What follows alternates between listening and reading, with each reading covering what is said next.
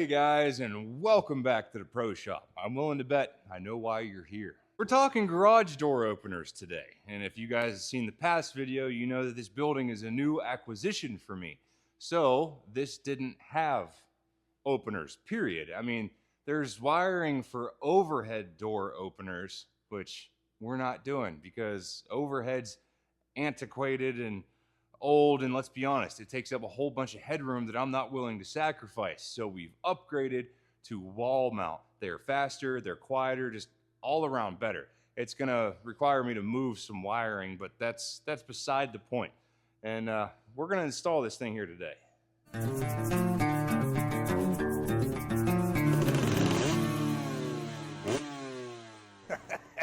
So since I got two doors here, I saved you the trouble of watching me struggle through figuring this out the first time, because if you know me, I'm not an exactly read the instructions kind of guy. I'm like, just rip it out of the box and start throwing stuff together. You can tell I already have one mounted on this door. So I've gone through all the struggles of figuring out what does what and what size fasteners are and what template does what and what wires go where. So this one's already up and functional, but like I mentioned, I got to run it off an extension cord right now because I don't have hard wiring available for it yet. That's a trouble and a project for another day. We'll get there. But as you can see, this door does not yet have one. That's what we're doing today. Right out of the box, right onto the wall. Meet me over at the bench and we'll go through it. So guys, this is the Genie 6172 HBO. Now, I'm not going to lie to you, I don't know what all that stuff means, but I'm assuming that the BO suffix means this one is also battery operated. Now, I like that for multiple reasons. The obvious one being, if you lose power to your building, you can still operate the door. And it says in the manual that you can operate a 14-foot tall door up to 4 times on a fully charged battery. So these doors being 10 foot tall by 16 wide, it should be fine for at least 1 or 2 times, you know, and until you restore power, get a generator running or whatever. I just think this is a very nice addition. And this is a little guy, like a lawn tractor battery, and it charges the whole time it's plugged in. I really, really like that option. So if you're thinking about getting one of these for that little bit of extra cost it incurs to do that, I strongly suggest, but that's just the tip of the iceberg when it comes to the goodies with this thing. So not only do you get the plus of this thing being wall mounted, so you gain all of that ceiling height that you would lose with a traditional opener, but this thing's quiet, it's strong, and it has all kinds of like Wi-Fi and Bluetooth capabilities. Yes, this thing runs off of the Genie Connect app, so you can control everything from your phone. You know, it'll give you alerts if the door's open or if it's closed. You can set timers to open and close it. You know, I don't know, set something at 11 p.m. just in case you forget to close it. It will automatically close and send you alerts of the status of this thing. You can connect openers, and there's all kinds of goodies with this thing. And the kit comes with everything you need. Speaking of everything you need, it also has an automatic door lock, which is really cool. This thing controls it. You don't even have to program it. It just has wiring that plugs right into the bottom of the base module. Whenever the door closes, it automatically sends this guy out to lock your door, you know, give you that peace of mind. And whenever it goes to open, it will open this thing, check to make sure that it's open, and then send it up. But you can also manually override this thing. So there's a solenoid that runs it, but you can also do it by hand too. So in the event you need to unlatch this thing and do it manually, that's not a troublesome thing. And I mentioned this thing is Bluetooth. Well, there's a good reason for that. So there is an overhead dome light that comes in this kit. You know, a traditional door opener, the one that you would have in the ceiling, there's a light on it. So whenever you open and close, you have some light before you get into the building and turn everything on. Well, this guy is its own unit. It's completely separated. Now, it does take AC power, so you have to plug this thing in to, let's just say, where a traditional ceiling mount garage door opener would go. However, there is no wiring between this light and the opener. It operates via Bluetooth. So whenever this thing is told to turn on or off to open and close the door, or if you hit the button on the wall switch to activate the light, this thing turns on and off with Bluetooth. You don't have to wire them together. Super handy. And that's not the only thing that's Bluetooth in this kit. The wall button is also Bluetooth. You do not need to run wiring to this thing. Now, it does take 2 AAA batteries, but how much juice can this thing really take? I'm thinking maybe once a year you might have to change these batteries. And I'm pretty sure that there's an LED indicator on here that even tells you when it's getting low. So, I mean, I can't tell you how long they're going to last, but I really wouldn't worry about it. Now, there is only one thing that I added to this kit that did not come with it, because I did some research before I bought these things. Because if you're looking, you know that they are pricey. It's usually north of $300 for something similar to this, depending on what model and options you get. But I've done some reading, and everyone says that one of these little wall plug-in surge protectors, specifically for these smart openers, is a really good idea. So in the event, like me, that you're running a building on a generator, you know, you kind of got some iffy power going on, or you know, if you get power spikes from a lightning strike or something, this stupid little $10, $15 thing could potentially save your $300+ investment of a garage door opener. So I strongly suggest you get one of these things. Now, as far as getting stuff goes, don't worry, I will link all this crap in the description below in this video, because I got it all off Amazon. I've been looking for this stuff for a while, so I was patient, and these things went on sale for Black Friday, like right before Christmas, and I got them for like $120 off each. Since I needed 2 of them, that was a pretty good savings. So just, you know, throw this thing in your cart. Amazon will send you alerts whenever it goes on sale, so you can monitor when's a good time to buy.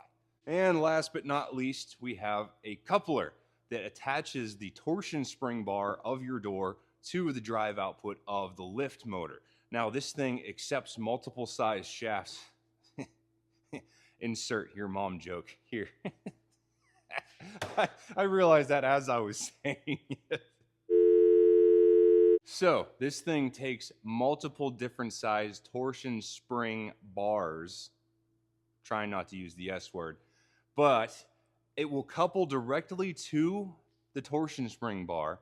And if you have a smaller diameter torsion spring bar, it also comes with a key that goes inside of this coupler to allow multiple different sizes to be used with this in its factory configuration. Now, as far as mounting it to the wall goes, it's not bad. I've seen clips where guys like build out with 2x6s to give it a little bit better structure, but really there's not much to it. There's just one angle bracket that you have to lag bolt into the frame around the door, and then it bolts to the side of the motor. Really, the majority of the gravity of this thing is held up by this coupler to the torsion bar. And then it even allows it to kind of float a little bit, because chances of your torsion bar being perfectly straight, like axial, and not having any run out, slim to none. So, I mean, this thing's gonna wiggle a little bit while it's operating, but because of this mounting configuration, it allows that to happen without anything being detrimental or like overstressed. I know I've been talking here a little bit, but I wanted to go over what comes in the kit so you guys know what you're getting and you can know what to expect if and when you get one of these things. Now, I have done this, so we can hopefully skip over some of that crap, and we can just go like bullet point, like put this thing up, tighten this bolt, run in this screw, run this wire, bada bang, bada boom, you go. There is a little bit of setup / like programming towards the end, but honestly, it's super simple. You hit a couple buttons like, yeah, that's the bottom, save it. But let's just get to it, get up there, and throw this thing on. Now, guys, keep in mind, this is like a new construction thing. So there's not currently an existing opener here. In the event you have an existing overhead or something, you're gonna have to deal with that. Getting it uninstalled and tore apart and everything. And those torsion bars up there, these things are practically a claymore. I mean, do yourself a favor, go on Instagram or YouTube or something, look up clips of those torsion springs coming apart.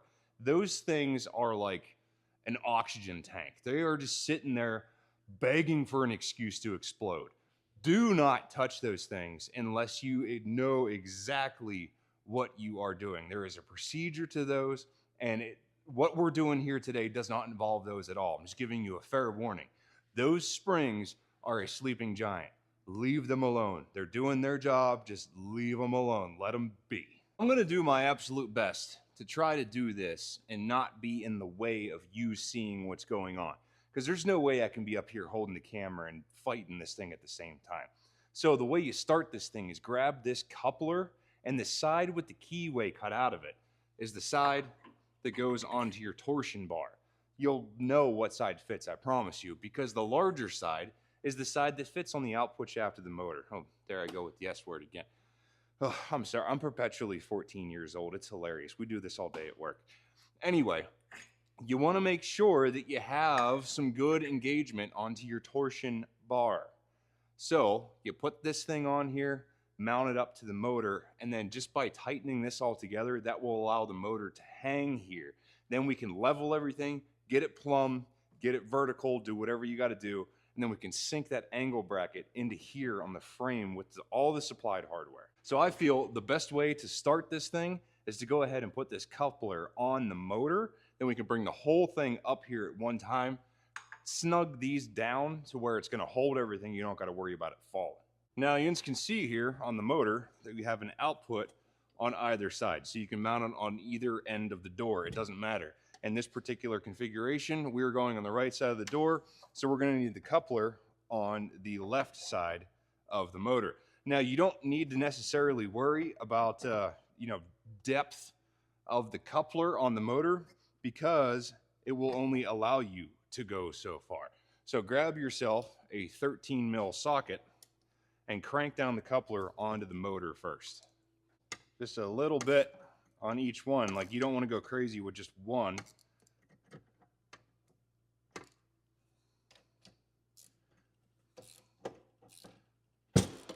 Now, is there a torque spec for this?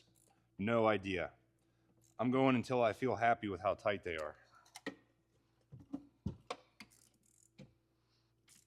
Now, whenever we go to do this up on the door, you're going to need a 13 mil wrench, because inevitably one of these is going to be at a place where you're not going to be able to get a ratchet on there. So just keep that in mind. Another thing to keep in mind, as tight as you just made these pinch bolts down onto the motor output, you are not going to be able to make them that tight on the torsion bar of your door, because that's just like galvanized tin. Like, it's basically EMT conduit. There's not much wall thickness to it. It's all in torsion, so it really doesn't have much in crush strength. The output on this motor is a lot more girthy. I'm not going to make it through this video. It has a lot thicker wall on the output of the motor, so you can tighten these a lot more than you can tighten them on the torsion bar. So just mind yourself. Like, you don't want to go so far where you tighten these things down onto the torsion bar and make it into a triangle. Use caution here. And while we're down here, you want to try to assemble as much as you can on the bench before you're holding this thing up on the top of a ladder. This is that angle bracket that I was telling you about that mounts to the frame of the door. So depending on which side you put your coupler on, this mounting bracket will go on the same side. So you want the long side of this bracket to go on the opener. The short side will then be lag bolted to the frame of the door.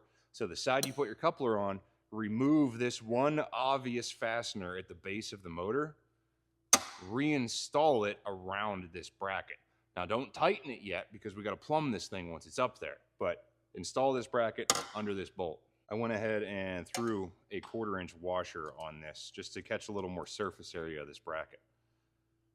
Don't worry, there's still more than enough meat on that thing to catch where you need to go. Now, like I mentioned, don't tighten this yet, but make sure it's in there.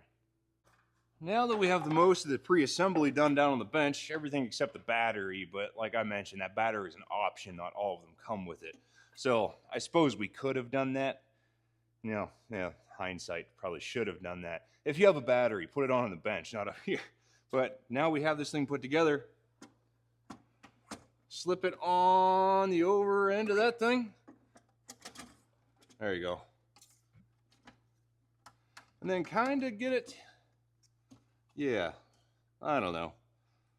It will kind of find its spot. This is why I mentioned put that bracket on there first. It holds it there and doesn't allow it to pendulum.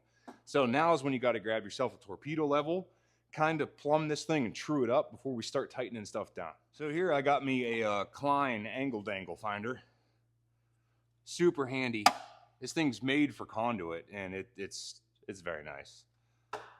So I suppose we should probably start with the the forward and backward here, like the plumb verticalness of it. And then we can snug down that bolt on the side where that bracket goes, and then that will retain that plumb. Now, I know you guys can't see anything, but I'm just waiting for that thing to zero out. Then I'm snugging down that bolt on the side. I'll bring you guys up here handheld after I get this thing down so you can see better what's going on here.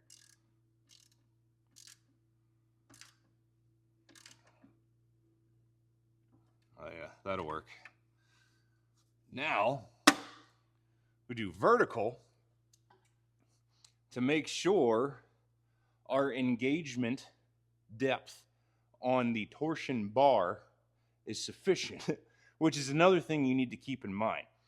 You know, having this thing perfectly plumb is important, but making sure that that coupler is sufficiently engaged onto your torsion bar is also important. So don't sacrifice one for the other, if you get what I'm saying here. Oh, 90 degrees. How do you like that? Cool. So we'll grab that 13 mil and a wrench, like I mentioned, tighten down those pinch bolts onto the torsion bar.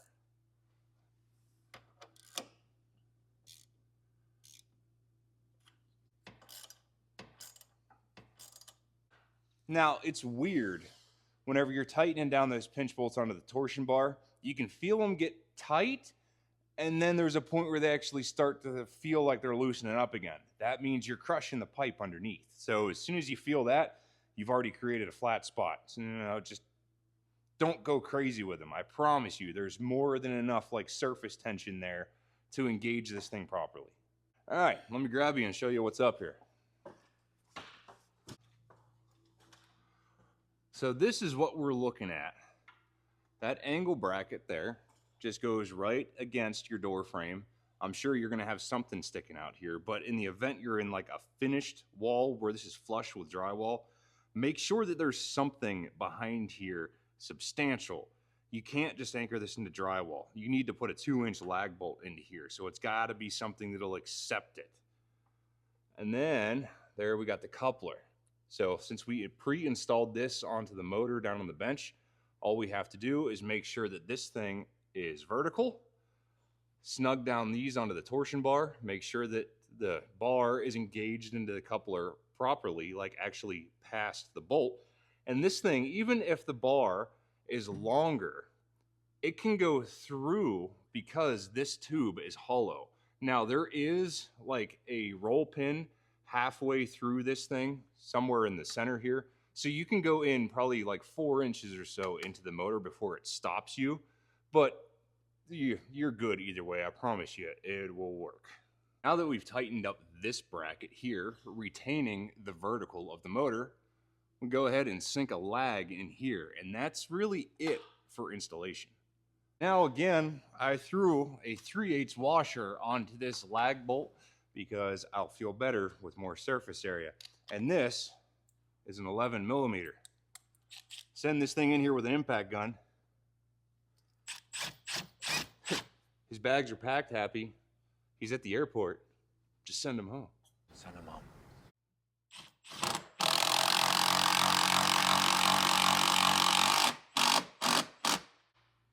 That's why I said you need something meaty for that to go into. That bracket is important. That keeps this thing from whipping around when it's trying to open the door. Super important, arguably the most important part about this entire job. We're kind of done up here for now, unless you're installing the battery, which I promise you, super easy. It's 2 screws. You take them out, you take that thing, you put it up here, you put them back in. Not much to it. Put this guy in the tabs in the back, fold up, and that's it. Now that that crap is done, and arguably the difficult part, the next thing we got to do is install the safety beam on the bottom, well, if you choose to. I mean, if you know what you're doing here and understand the fundamentals of electricity and circuitry, you don't need it. But since I still have small kids running around here, it'd be nice to have that added safety function. So I recommend it. Yeah, so you got to put the safety beam up wire it, how you get the wires back to it is entirely up to you. Now, you're probably thinking, hey, with all this Bluetooth stuff, how come these things aren't Bluetooth? That's a solid question, dude. That's because these beams are a safety device, which, according to UL, requires a hardwired dual channel system, meaning redundancy that is hardwired. And that path needs to be completed the entire way through in series before it gets back to the opener. Now, like I mentioned, if you know what you're doing, these aren't needed, but if you get what I'm saying here, you can get around it. But the way that is and why that is because of the UL thing. It has to be hardwired. It has to be dual channel. So, meaning that this thing, each of these have to have 2 wires going to them. But Genie has supplied paired bonded wire, dual conductor, to do what you need to do with this. So now you need to mount these things on the base of the door, like 4 to 6 inches off the floor, somewhere around your ankle height, so it'll catch ankle biters going in and out of there. Make sure that they're both the same level off of the floor so they can properly see each other, transmit, and read from each other. Now, once you have these things mounted, how you get the wires up to the motor, entirely up to you. You can be as sloppy or as neat or as methodical as you want to about this. I'm kind of I want to do it once and be done with it forever kind of guy. So I'm going to slap these things up and do my thing, but I'm not going to drag you through the mud during that process. So please go get yourself a beverage, take a moment. I'll meet you back here once they're up.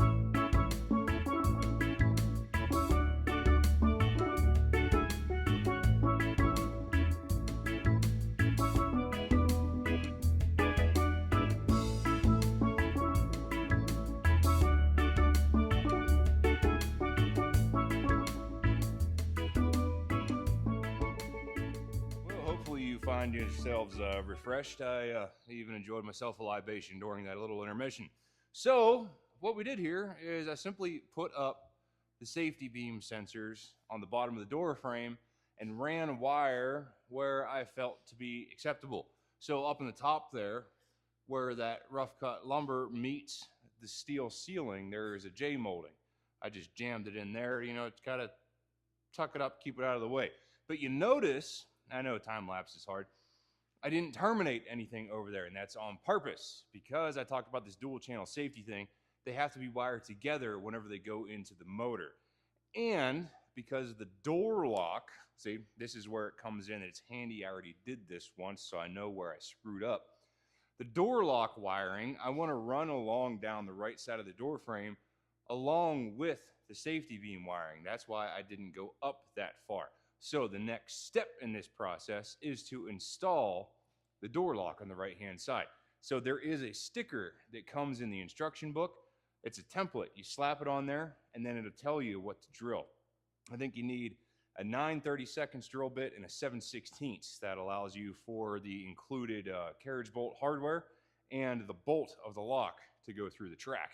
So let me take you over there and show you what's up. So here's the sticker I'm talking about. It's on the back cover of the instruction booklet. It just tells you the drill sizes and the center of the holes.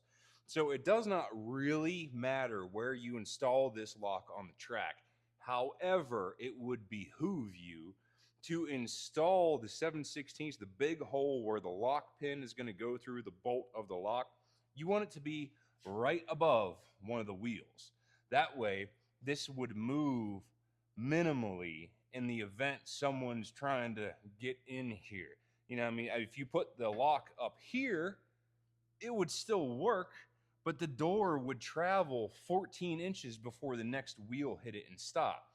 And a 14-inch gap is big enough for a little bad guy to still get underneath your door. So just do some eyeballing here, measure if you're really worried. You want the 7/16 hole to be right above one of the wheels. Keep that in mind. That's pretty darn good. 7/16 drill bit for the big one right in the middle.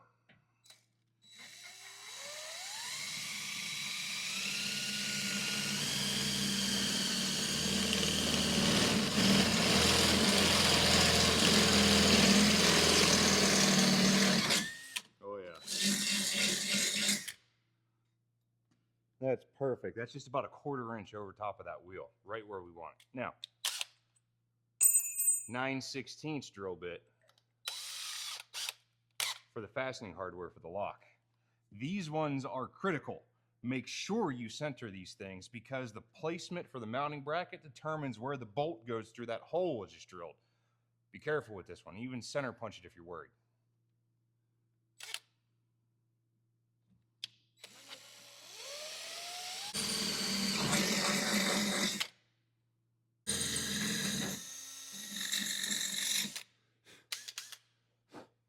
Perfect. Well, I'll tell you what, we're going to deburr these holes. Then you're going to have to open the door a little bit manually in this case to get the hardware in. Bolt this thing up. Now, if you have one of these deburring tools, this is by far the best way to do this. If you don't have one, don't worry. I'll link it. These things are awesome. Endless uses.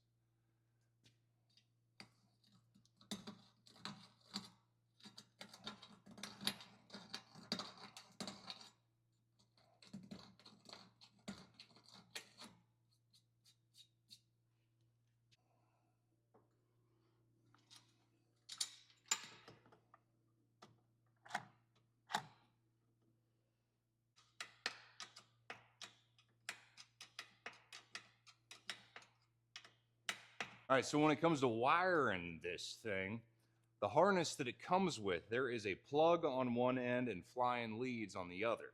So this is why I did not continue up my safety beam sensor on this side. We got to go upstairs, plug this guy in to the motor, run down the extra length here where they get terminated onto the lock. And then I can pin these wires up together and keep everything nice and neat. So I'm going to go up there, snap this thing in, meet you back down here. We'll terminate this and keep on going. Now, since this thing has a plug, there is only one way it can go. You can't screw it up when you're up here. Push until you click. Perfect.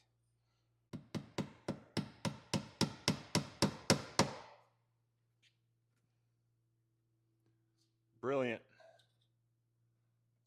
All right, now that we're here, we ran this safety beam sensor up. We haven't terminated anything yet. We'll get there because apparently there is a polarity sensitivity for this stuff that we need to pay mind to. Now, on this one, there is just a little block on top of this thing where you strip the wires and put them in here. There's one that says BW and one that says W, black and white and white. On this paired wire here, there is one that has a black strip on it, one that does not. It's pretty cut and dry which one goes where. So you just separate these, strip about a 1/4 inch off the end, terminate them right here under these screws. Now you guys take a look here at what I did. I coiled up the extra right behind the device as something that we call a service loop. So it gives you extra in the event this gets damaged or you need to work on it or debug or something. Like if this gets messed up and you have to cut it and redo it, you have extra right here. It's not that big of a deal. I did the same thing down there for the beam sensors. This is a really good habit to get into. So we'll pull this back a little bit. Strip a 1/4 inch, 3/8 of an inch off the end of these things. And simply terminate these right down to where it calls for. Trusty old Leatherman's perfect for this job. You have the black and white on the left. There you go.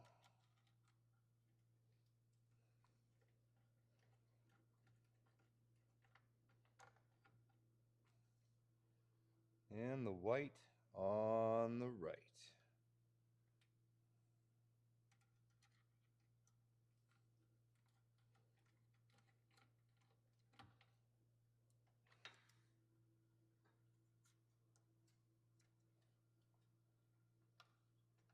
And that's it for the lock. Now, when it comes to these safety beam wires, you can see still hanging out up there. That's on purpose because we have to pair them together like I talked about earlier.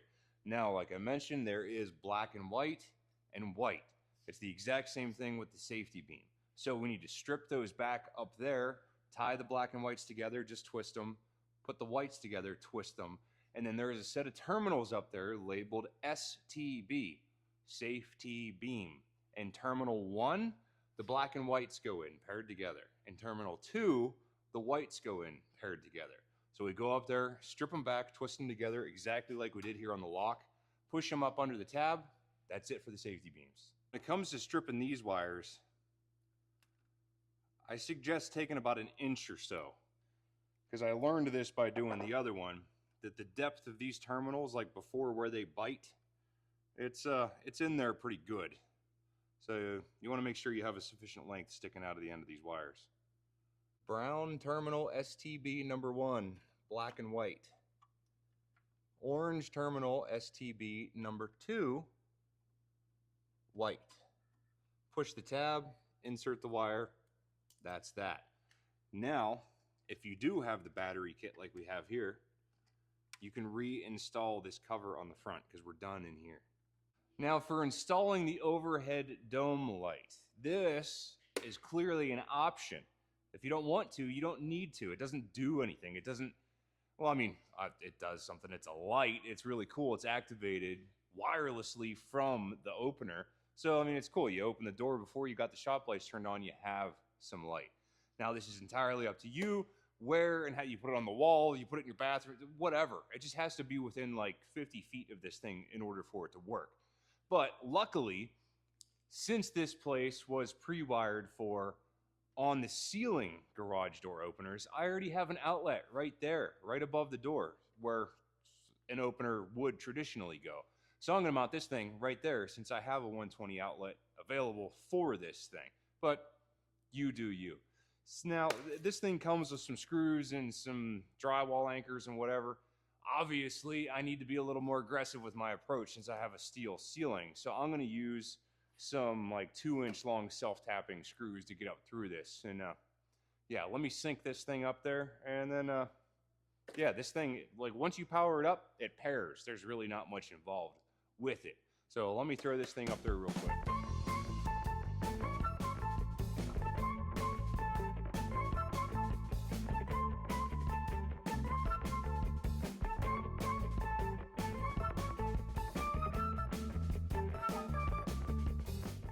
Alrighty, now that the install is complete.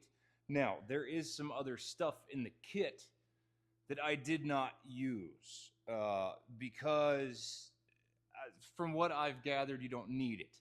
There are like cable tensioning springs in the kit, and from what I've read online and different posts and whatnot, people say they're a lot more cumbersome in the way and troublesome than they're actually worth.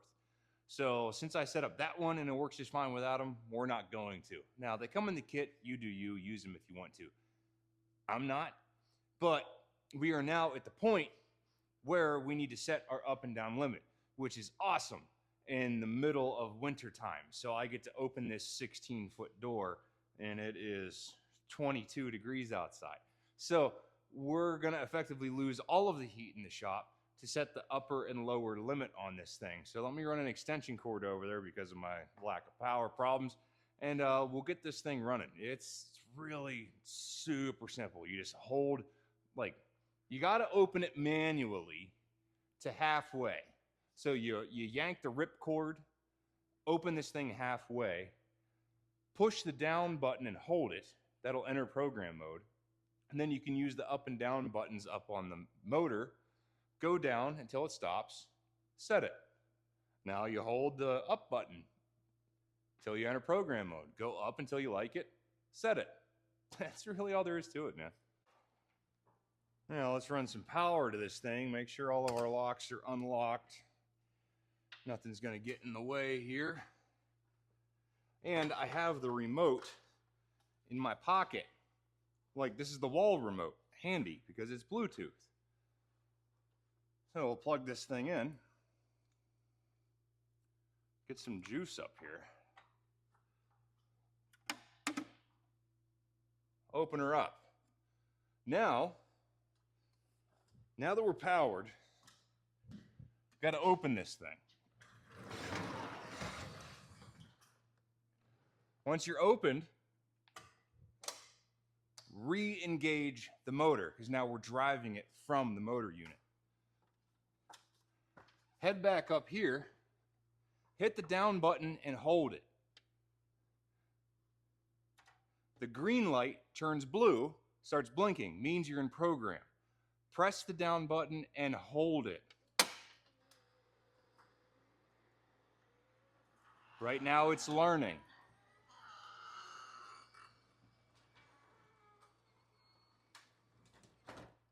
Go down till you like it. Press the program set button. The blue light will then turn red and then eventually back to green. Now, to learn that same thing in reverse, we have to learn the up. Press and hold the up button. Light starts blinking blue again.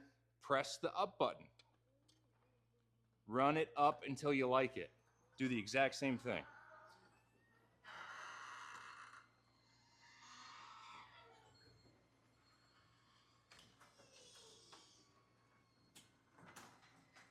By the way, can you guys hear this thing? Yeah.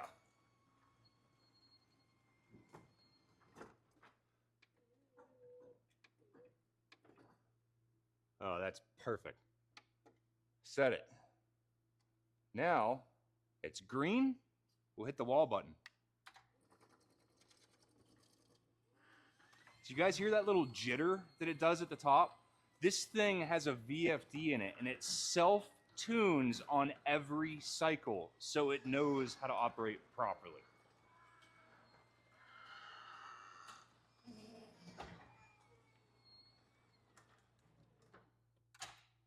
And that's it. Did you guys hear the locking gauge? Man, that's freaking awesome. So let me show you here. I'm just gonna hit the button here, the wireless button. Watch the lock pin. How cool is that? We'll stop it. Go back down.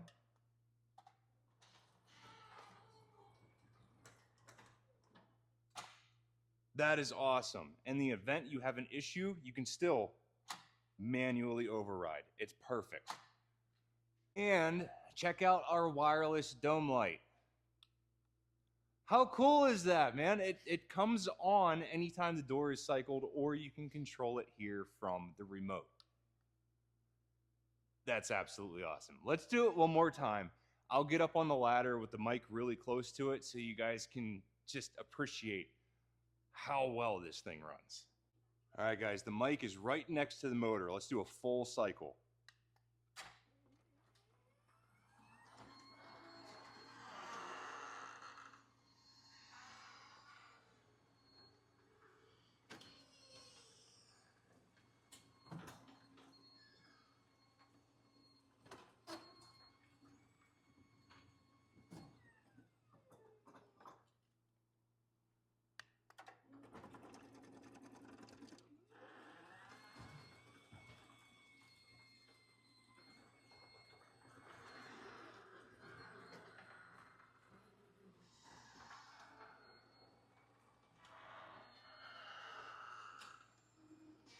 Wait for the lock. Man, do I love that. Just for kicks, since we're here playing, I've already got the door open a million times and it's freezing in here. Let's test out the safety beam to make sure that it's working. Well, we already know that it's working because it wouldn't have cycled if it wasn't working. So let's send this guy up. Now the beam isn't going to do anything on the way up because it's not dangerous. We'll stop it. On the way down, I'm going to break the beam. Stops and automatically goes back up. That is awesome. Now, we'll send it back down and lock it.